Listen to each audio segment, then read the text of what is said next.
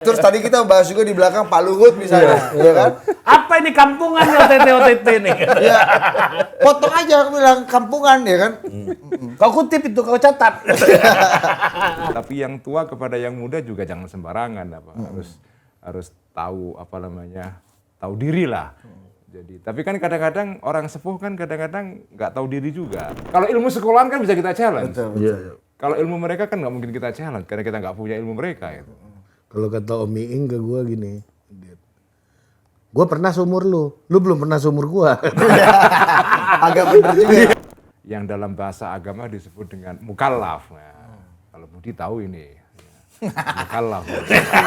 Kau ketawa lu gitu sih. Inilah. Assalamualaikum warahmatullahi wabarakatuh. Jagalah hati, jangan kau nodai. Jagalah. Itu lebih ke Pak Jagalah Hati dinyanyikan oleh SBY. Pak SBY kan lagunya bukan itu.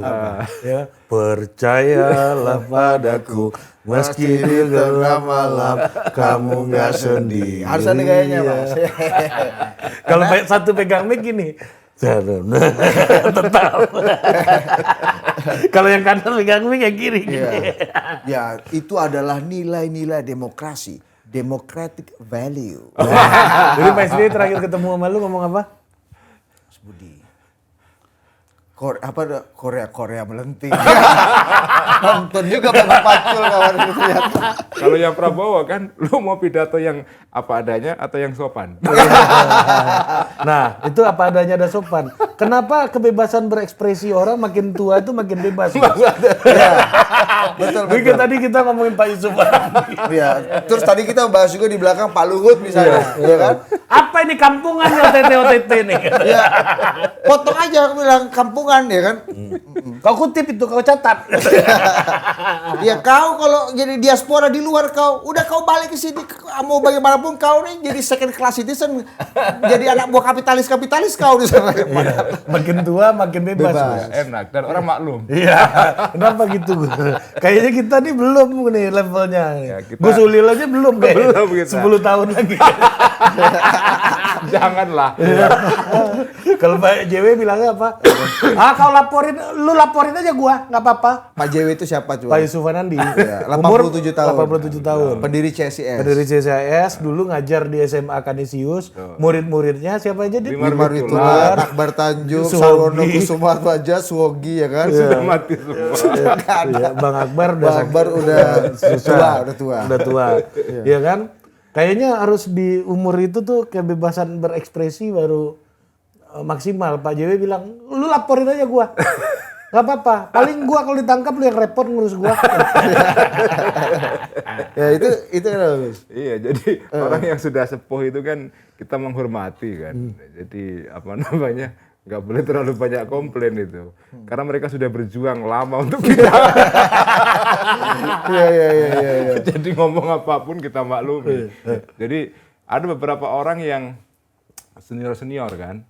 Jadi kalau telepon sama kita, saya kadang-kadang ditelepon kan. Sama senior ini ya. Berjam-jam gitu kan. Masih ada yang lebih senior. Banyak bos, banyak. Beliau belum sampai taraf itu. Belum. Jadi kalau kita ditelepon itu aduh panjang sekali gitu kan. Dan nggak mungkin mengudahi kan, Iya. menyudahi kan. Jadi kita sering menolak teleponnya. Ini gua tahu siapa nih. Iya. Tapi ada hubungannya nggak sih Gus? Semakin tua kita, itu level of wisdom kita semakin tinggi sehingga tadi kebebasan kita berbicara dan berkata apa adanya jadi lebih diterima gitu. Ya kita memaklumi orang sepuh kan. Karena etika dalam agama itu memang orang yang tua kita hormati, tapi yang tua kepada yang muda itu mengasihi. Jadi itulah SOP-nya. SOP-nya. Rule of the game-nya ya. Rule of the game-nya adalah kalau kepada orang tua kita hormat, tapi yang tua kepada yang muda juga jangan sembarangan. Harus tahu tahu diri lah. Jadi, tapi kan kadang-kadang orang sepuh kan kadang-kadang nggak tahu diri juga. Jadi tapi ya kita terpaksa hormat kan. Kita memaklumi saja. Iya. Lagi pula kan orang-orang sepuh ini sumber pengalaman hidup kan. Mereka lebih banyak pengalaman. Belum tentu sekolahnya lebih tinggi dari kita ya. Betul. Atau yang diajak bicara gitu ya. Nah, itulah enaknya mereka. Mereka punya ilmu yang memang ya di sekolah nggak ada. Mereka punya karena mereka mengalami pengalaman itu kan. Jadi mereka punya sesuatu yang nggak mungkin kita challenge. Nggak mungkin kita challenge itu. Kalau ilmu sekolahan kan bisa kita challenge. Betul. Kalau ilmu mereka kan nggak mungkin kita challenge karena kita nggak punya ilmu mereka itu. Kalau kata Om Iing ke gue gini, gue pernah seumur lu belum pernah seumur gue. Agak bener juga. Ada bener juga. Yang begitu. Iya. Tapi tua ada hubungannya sama wisdom nggak, Gus? Ya sangat. Jadi memang makanya dalam Islam ya ada ilmu-ilmu tertentu yang hanya dipelajari atau dianjurkan dipelajari oleh orang-orang yang sudah sampai pada umur tertentu. Misalnya tasawuf ya. Ilmu tasawuf yaitu ilmu tentang hati, membersihkan hati. Tadi kan kita buka dengan Jaga hati. Jadi tasawuf itu ilmu yang dianjurkan untuk dipelajari bagi orang yang sudah memiliki pengalaman hidup yang cukup. Makanya ada, ya meskipun tidak ada aturan tertulis ya, ada semacam etika yang saling difahami lah. Ilmu tasawuf itu dipelajari seharusnya oleh orang-orang yang sudah berumur 30 tahun ke atas. Atau kalau mau masuk tarekat ya. Tarekat ini semacam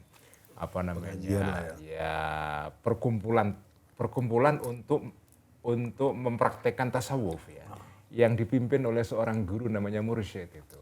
Nah, orang yang mengikuti tarekat atau ordo dalam bahasa Katolik kan, ordo Yesuit, ada ordo ini, ordo itu ya yang dianjurkan untuk bergabung dengan tarekat ini orang-orang yang sudah matang secara umur 30 tahun atau 40 tahun ya. Dan indikatornya umur ya. Umur, makanya Nabi kan Nabi Muhammad misalnya menjadi nabi pada umur 40. Nabi yang menjadi nabi pada saat remaja kayaknya enggak ada. Nabi itu menjadi nabi pada umur-umur yang sudah dewasa lah ya. Iya. Itu memverifikasinya gimana, Gus? Ya ada dugaan atau ada asumsi ya bahwa orang pada umur tertentu itu mencapai kematangan.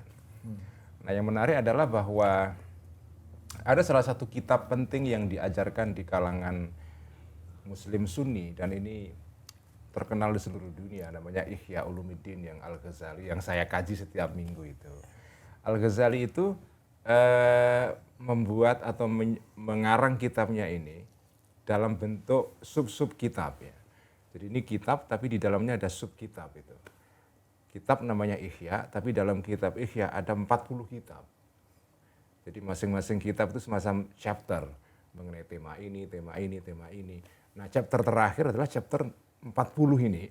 Kenapa 40? Karena 40 melambangkan kedewasaan dan kematangan umur itu. Jadi memang ada korelasi lah antara umur dengan kematangan ya. Meskipun ada juga lah orang yang umurnya sudah senior tapi ya tidak matang juga. Atau yang di bawah masih agak muda tapi punya kematangan yang juga Old soul. Ya. Yang disebut old soul kan. Iya, betul. Kayak Budi ini kan. Ya, karena walaupun masih muda kan, yang lain kan minta diayomi. Karena gue dari masih kecil udah bergaul sama orang agak dewasa, udah dewasa. Jiwanya tua. Apalagi kan sama ininya dia kan. Apa pula ini? Kolegawati minta diayomi. Karena kematangan jiwanya ini kan. Iya kan? Meskipun kan belakangan ini kalau kita lihat kan di zaman ketika liberal ini menang ini kan pasca tahun 91 lah. The end of history. The end of history and the last man ini. The end of history ini. Fukuyama kan? Iya. Ini acara agama apa? Max Weber, Fukuyama. Nggak ada kitab Apa kayak ini Tadi kan kita mengutip kitab Ihya. Iya. Iya, orang kan Ya, bisa sekali-kali ada The End of History. The End of History. Itu kitab sudah tua itu. Iya. Itu kan klasik ya. Iya. Karena buku itu kan diterbitkan atau terbit muncul tahun 90-an kan. Iya. Nah, ketika itu yang paling banyak mempromosikan buku ini kan kawan kita, Denny J.A. Oh, Denny J.A. yang jadi senang promotor ini ya di sini ya. Oh, dia menjadi Marketernya ya. tema dalam semua tulisan dia. Ya, jadi memang umur itu ada kaitan lah dengan kedewasaan. Makanya ya ada jabatan tertentu yang disyaratkan umurnya sekian kan. Karena ada asumsi bahwa antara umur dengan kematangan itu terkait. Dalam agama misalnya kita tidak diwajibkan untuk melaksanakan kewajiban agama sebelum kita mencapai umur tertentu. Misalnya kalau kita belum berumur 15 tahun, kalau untuk laki-laki atau perempuan sesudah dia menstruasi, dia belum menjadi subjek moral yang penuh gitu.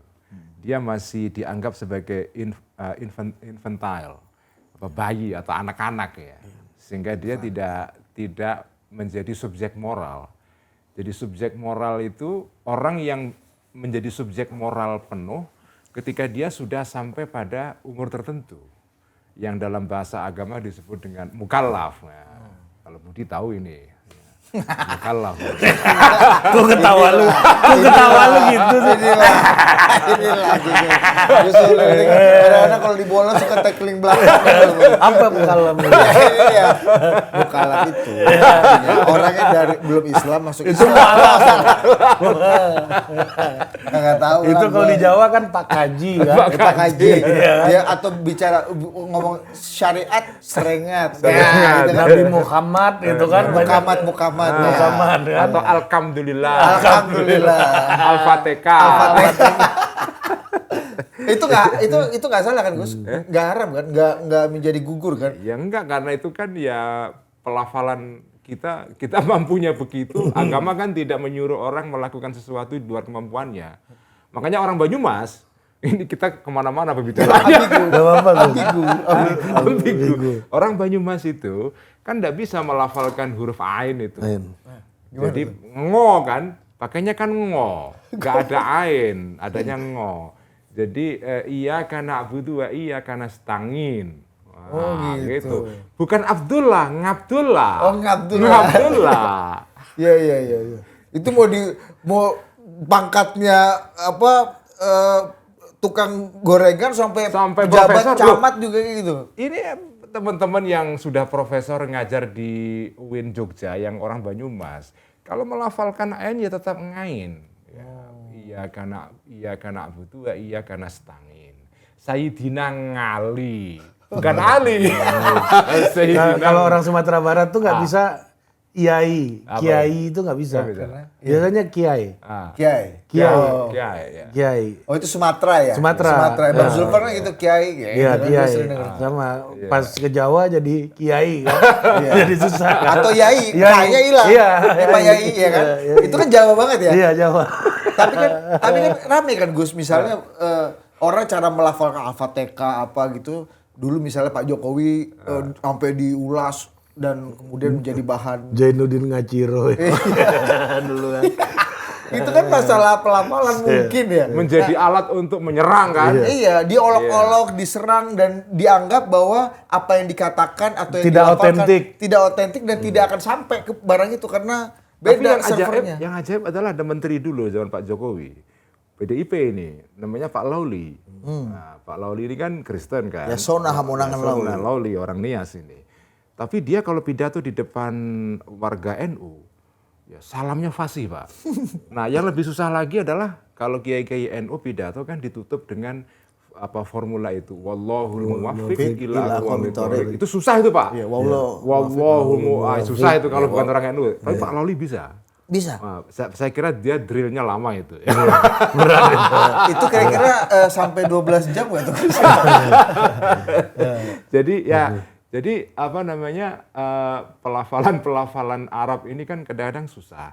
Makanya orang Jawa misalnya itu tidak bisa mengucapkan beberapa huruf dalam bahasa Arab selain ain tadi ya, misalnya seperti huruf dot.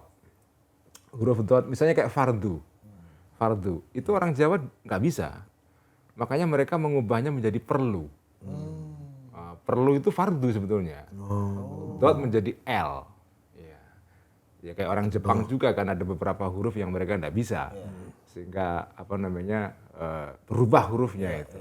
Nah tapi dalam agama itu enggak apa-apa. Ya kayak kalau di Sumatera tuh wada. Kalau di Jawa wado kan. Wadah. Iya. Kan tawaf wado dulu kan. Wadah, perpisahan. Iya, wadah. Tahu dia kan. Tahu, karena selain mukallaf dia tahu wadah. Jadi itu kata apa tuh? Hah? Sebagai orang yang pasti akan salah melafalkan ini, gue minta fatwa dulu. Ini senang juga donatur umrohnya Budi senang juga nih jatah LPJ. Iya, jatah mualaf ini. Udah mulai bikin host acara agama Budi. Jadi gue kemarin umroh itu untuk memperkuat kehostingan gue di acara ini. Jadi dalam agama itu kita kan tidak disuruh melakukan sesuatu yang di luar kemampuan kita. La yukallifullahu nafsan illa wus'aha. Jadi nggak boleh orang dipaksa melakukan sesuatu yang kita tidak mampu. Ya biasanya ini ajaran yang kita pakai untuk menunjukkan bahwa Islam itu toleran. Ya tidak memaksa orang lebih dari kemampuannya. Tapi dalil Gus Uli bilang ini nggak apa-apa, boleh dan mungkin semangat dan spiritnya bisa tetap sampai gitu. Kan selama ini kan dikritiknya seperti itu Gus. Gimana menurut Gus? Ya tapi kalau politik kan lain kan. Ya, segala hal bisa jadi alat untuk menyerang. Tapi Gus ada juga kan yang mengharuskan orang untuk break the limit gitu. Ya kan belajar untuk melewati batas-batas kemampuan kita. Muhammad Ali itu kalau lagi main tinju kan seluruh desa berhenti itu kegiatannya kan, nonton semua. Nah, kita nonton kan melalui TVRI, Pak. Nah, dulu ketika saya di kampung, setiap tontonan yang muncul di TVRI itu saya kira semua dari Indonesia. Jadi saya mengira Muhammad Ali itu dulu main di Jakarta. Ini di Rembang. Pokoknya segala yang muncul di TVRI itu di Jakarta semua. Iya. Itu di zaman itu saya yakin tuh ya masih ada yang lihat di belakang TV itu. Ini ada orangnya di mana? Suaranya dia dengerin.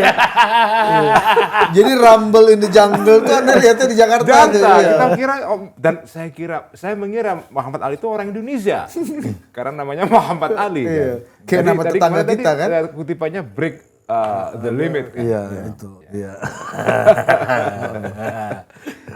Jadi kembali kepada poin tadi, ya memang ada kesulitan-kesulitan bagi orang non Arab untuk melafalkan beberapa istilah-istilah Arab kan.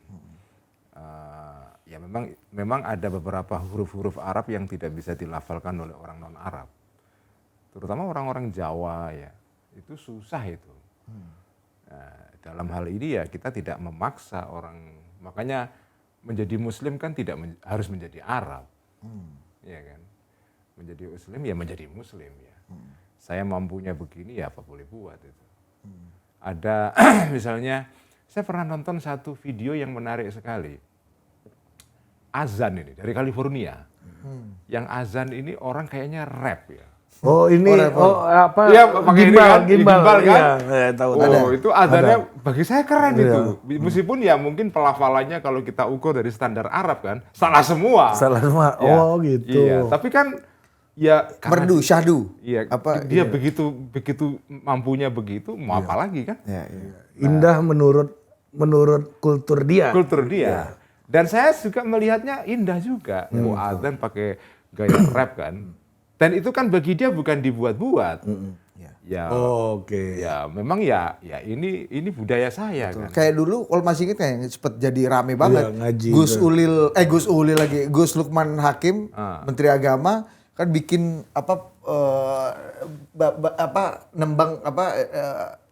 mengaji dengan tembang Jawa. Dengan tembang Jawa. Langgam Jawa. Ya, Nah, itu kan Gitu. Jadi misalnya kayak orang Meskipun kita mendengarnya indah sekali gitu. indah, tapi beberapa orang merasa ini tidak sesuai dengan pakem.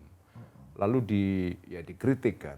Misalnya kalau orang Afrika, mereka membaca ayat Quran, membaca Quran, itu ya otomatis akan kebawa lagu-lagu atau karena mereka kan tumbuh di dalam melodi Afrika kan. Nah, ketika mereka baca Quran, nggak bisa itu dihilangkan melodi yang sudah tertanam di dalam pikirannya itu kan. Melodi Vuvuzela ya. Vuvuzela kan iya bener kan? Samina-mina. Shakira. Itu pun bukan orang Afrika kan, orang Kolombia. Ya, tapi nah ini pertanyaan saya, mana yang masih bisa diupayakan, mana yang udah ya ini batasnya udah segini. Dalam gitu konteks break the limit itu iya, ya. Ya ada yang memang kita disuruh untuk mencapai batas tertentu ya, standar lah. Ya, misalnya ya kalau kita sholat itu standarnya kan kita baca Fatihah, itu sudah standar. Tapi baca Fatihah ini dengan lagu apa, langgam apa kan itu bukan syarat. Jadi standar minimum limitnya atau minimum barnya adalah kau harus baca Fatihah. Kau harus azan. Itu kan minimum barnya atau batas minimal yang harus kau capai. Tapi bagaimana azan ini mau dibaca, dilanggamkan dengan melodi apa, kan tidak ada persyaratan tertentu dalam agama. Secara syariat nggak ada. Nggak ada. Jadi soal lagu ini kan nggak ada ya. Mungkin ada semacam sense of decency ya, kepantasan ya. Ya kalau azan. Tapi kalau dalam konteks tadi itu California itu orang azan pakai kayak lagu rap misalnya ya kan. Tapi itu kan bukan karena dia buat-buat. Ya otomatis saja spontan kan. Ya karena memori dia adanya itu. Itu. Tapi kalau kita misalnya azan sengaja nyari efek ya, gitu pakai lagu apa gitu kan, ya mungkin nggak pantas juga. Misalnya dangdut koplo itu ya kan, ya enggak lah. Tapi kalau dalam langgam Jawa gitu misalnya, ini kita dalam konteks pribumisasi Islam lah gitu. Kan nggak masalah karena langgam Jawa itu gini, saya sendiri itu di dalam pikiran saya, melodi yang tertanam dalam pikiran saya itu melodi Jawa. Jadi dulu ceritanya ya. Dulu kalau saya masih di kampung dulu, saya masih menangi zaman belum ada listrik masuk desa, Pak. Jadi Anda bayangkan kehidupan di kampung belum ada listrik, setelah Isya itu semua kayak padam itu. Karena kan kita pakai lampu Stormkring dulu kan, yang buatan itu listrik masuk Petromax. desa. Petromax. Nah, buatan Jerman dulu. Itu listrik masuk desa setelah atau sesudah ABRI masuk desa? Iya bareng itu. bareng itu. Nah itu kalau habis Isya, karena kan lampu Stormkring itu ya nggak bisa dihidupkan semalam suntuk, harus dimatikan kan. Setelah dimatikan kita pakainya lampu minyak itu. Nah dari kejauhan ketika saya menjelang tidur itu selalu ada orang nyetel tembang Jawa, gamelan itu.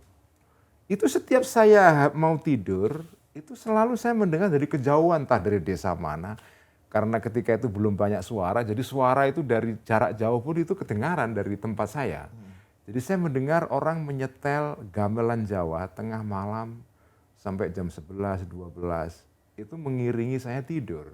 Dan itu berlangsung bertahun-tahun, membentuk memori saya. Ketika saya baca Quran, dengan sendirinya melodi ini yang keluar dari mulut saya kan. Nah kalau begitu keadaannya ya nggak apa-apa. Sebagaimana orang Afrika membaca Quran ya keluar melodi Afrika. Ada seorang pembaca Quran yang terkenal dari Afrika, dari Sudan kalau tidak salah ya, sudah meninggal. Namanya Siddiq Nurin ya. Itu kayaknya kayak langgam Jawa, tapi ini Afrika. Enak banget, saya bisa relate karena didengarkan itu mengingatkan saya pada suasana ketika di kampung dulu tahun 80-an awal. Ini subkultur nih. Subkultur. Subaltern lah. Iya. Kalau bahasa filsafatnya, antropologi budaya. Gaya Trispivak. Ini canggih, Bos. Ada Fukuyama, ada Robert, ada balik lagi ada rapper gimbal ya kan. Apalah ini. Ya.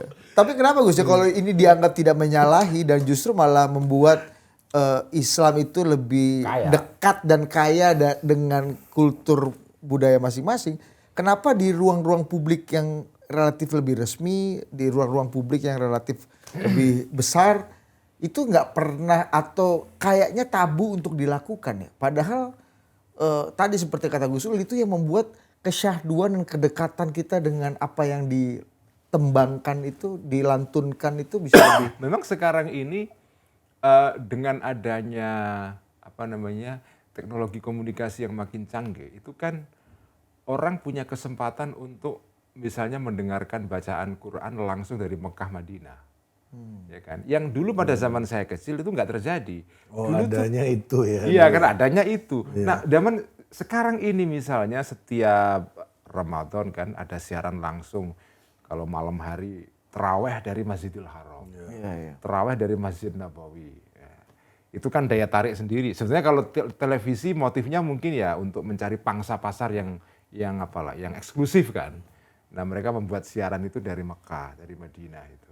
Tapi kan efeknya adalah bahwa orang kemudian berpikiran, oh kalau begitu bacaan atau langgam baca Quran yang resmi itu harus ini karena dari Mekah kan. Ini salah ini juga nih. Gue pernah. Iya lanjut dulu Gus. Gue ada cerita soal ini. Iya kan? Jadi akhirnya terjadi semacam homogenisasi, penyeragaman kan. Dulu waktu sebelum ada, jadi ini hadirnya teknologi modern itu justru ya kadang-kadang impactnya atau dampaknya adalah menyeragamkan budaya. Oh ada SNI baru gitu, standar nasional. Standar apalah gitu kan. Standarisasi baru ya. SNI baru. Jadi ada penyetandaran secara global. Karena kan kalau sesuatu datang dari Mekah misalnya, itu kan dianggap lebih islami. Ya kan? Termasuk misalnya lebih asli gitu lebih asli membaca Quran. Karena orang sering mendengarkan bacaan Quran dari Masjidil Haram, dia mungkin merasa bahwa bacaan dengan cara Jawa misalnya atau cara Sunda atau cara Minang itu nggak standar gitu loh. Akhirnya berpindah kan. Jadi ini ya kalau menurut saya ini dampak yang kurang bagus ini dari teknologi karena orang punya pikiran bahwa yang asli itu dari sana. Yang bener, yang asli, yang kafah nih gini lah. Dari sana, yang ini enggak gitu kan. Ini efek teknologi loh. Iya, sehingga orang ingin melantunkan atau mengekspresikan itu menjadi takut kan. Betul. Seperti don't ask, don't tell gitu di ruang kecil aja gitu kan. Dan di ruang-ruang sangat privat. Tapi kemudian kalau kamu mempraktekkan sesuatu yang berbeda akan dikritik. Iya. Tidak ada sebenarnya nggak ada aturan. Ya kayak waktu dilakukan oleh Pak Lukman Hakim kan dulu waktu itu ya. Bahkan di istana ketika di itu. Istana, betul. Presiden Jokowi ngundang teman saya sendiri dari Jogja di istana membaca Quran dengan langgam Jawa.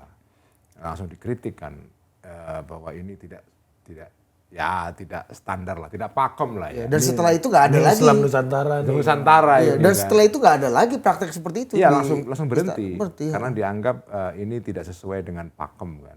Sejumlah dai juga mengkritik ini kan. Dan pada saat itu memang terus terang tidak ada yang membela ini. Bacaan dengan langgam lokal ini kayaknya kurang. Padahal kalau kita telaah secara mendalam gitu, di beberapa daerah itu ya banyak orang yang membaca Quran dengan langgam-langgam lokal.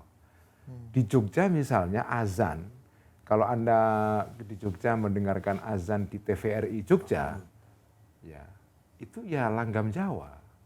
Dan itu sudah berlaku dari dulu, tidak ada masalah. Kemudian saya pernah ya suatu saat, ini pengalaman yang agak surrealistik ini. Bukan Surya Paloh itu. Surya Paloistik. Gitu ya. Surrealistik banget. Iya, Ya. kalau Surya Paloistik gimana? Erick Thohir, rising star. Ulil, kau adikku, aku abangku.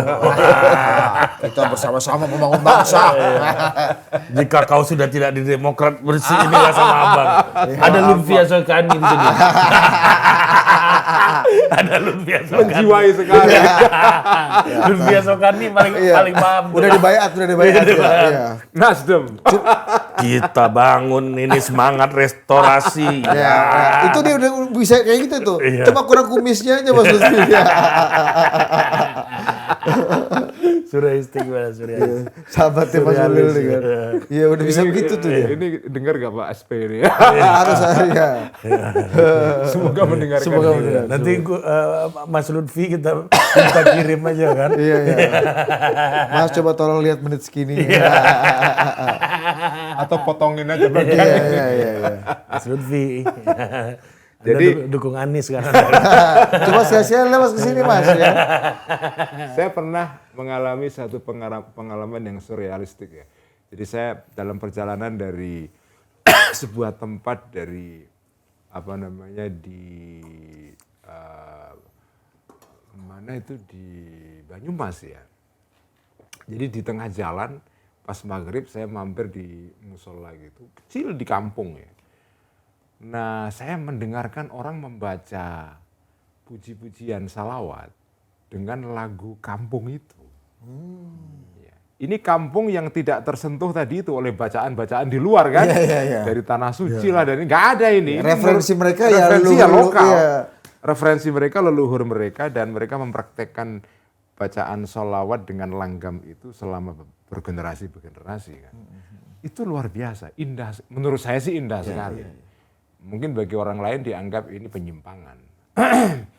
Tapi Kan bagi itu indah dan menyimpang itu kan rasanya ada di sini kan Gus. betul ya. Jadi Kalau bergetar, kalau merasa syahdu itu kan di situ oke aja. iya. Jadi nah sekarang misalnya kalau kita lihat perkembangan Islam di Eropa, di Amerika itu makin menarik karena warna-warna Islam setempat ini muncul kan. Misalnya bagaimana corak Islam yang dipraktekkan di kalangan orang-orang Muslim African American, Black Muslim, ya Black Muslim itu menarik sekali. Mereka punya gaya sendiri ya. Tadi itu agak nge-rap gitu kan, agak nge-rap apa gitu, asik ya. Kita melihatnya juga seneng karena ada corak Islam yang baru ya. Nah misalnya Meskipun jauh sekali dari cara dari di cara Masjidil Haram, cara ya, Arab. betul. Ini ya.